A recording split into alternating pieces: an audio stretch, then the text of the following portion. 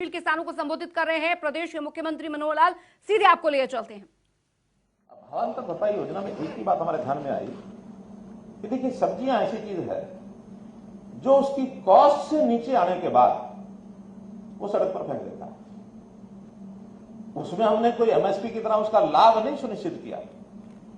वो योजना अलग है क्योंकि सब्जी की फ्लक्चुएशन बहुत है।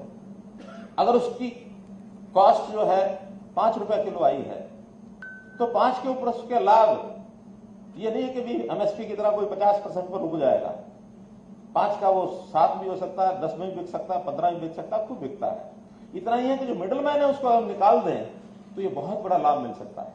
और इसकी योजना बना रहे हैं एफपीओज के लिए या जो बड़े किसान हैं उनके लिए सिस्टम बना रहे हैं कि वो डायरेक्ट अपनी सेल जो कंज्यूमर पॉइंट है उस पर कैसे ले जाकर बना सकता है। आज एक आइडिया आया है नया, उसके ऊपर हम जरा करेंगे विचार मंथन करके और जरूर उनको एक मौका देंगे कि जाके आप मंडी में जाने के बजाय भी आप जो कंज्यूमर सेंटर्स हैं, कॉलोनियां हैं, उसके अंदर जाके सीधा बेचो।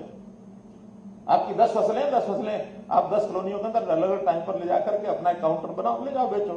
लेकिन उसका एक फॉर्मल सिस्टम बनाएंगे। वीटा के बूथों को बढ़ाने की बात हमने सोची है। अभी 700 बूथ है सिर्फ, हम इनको 4000 बूथ तक ले जाएंगे और वीटा में न केवल दूध के प्रोडक्ट बल्कि उसमें सब्जियां, ये भी सोच रहे हैं कि फल और सब्जियां भी उन बूथों पर बिकें।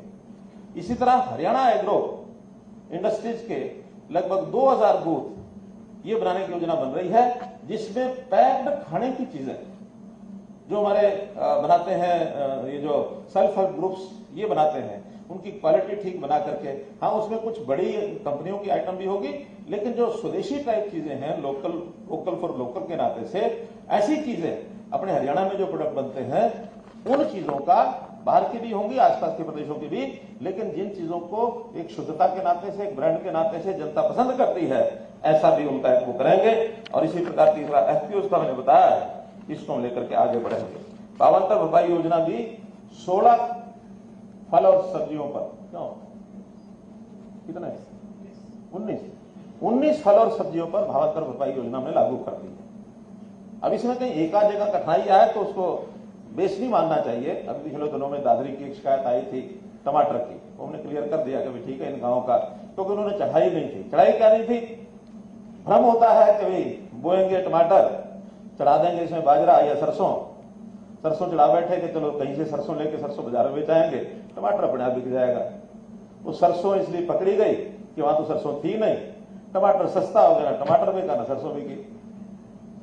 वो प्रसाद वाला है ना कि एक हाथ में प्रसाद लेके वो पीछे किया, दूसरा हाथ आगे बढ़ाया, भाई जी ने अगले वाले में दिया ना कि तू ले गया, पिछले वाला कुत्ता ले गया, दोनों गए। तो ये धात्री वाला जैसा बना था, फिर भी हमने कहा भी पहली बार ये गलती तुम कर रहे हो, तुम्हें जो कुछ बनता है 2-3 गांवों का हमने दिला दिया।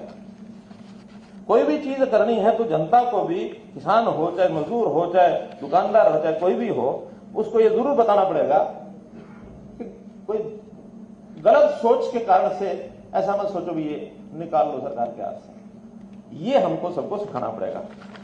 विषय मेरे पास इस कृषि और अध्यादेश और किसान के भाव और उसकी आमदन दुगनी, इसके लिए ये तो बहुत कुछ पहले आ गए, कुछ मैंने समय के भाव के कारण से मैं छोड़ा हूं।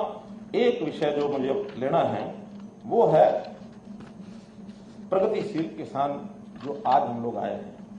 एक मैं परिचय के नाते से पूछना चाहूंगा कि हमारे प्रगतिशील किसान जो हैं कितने हैं, जरा हाथ खड़े करो जो प्रगतिशील किसान इस नाते से आए हैं।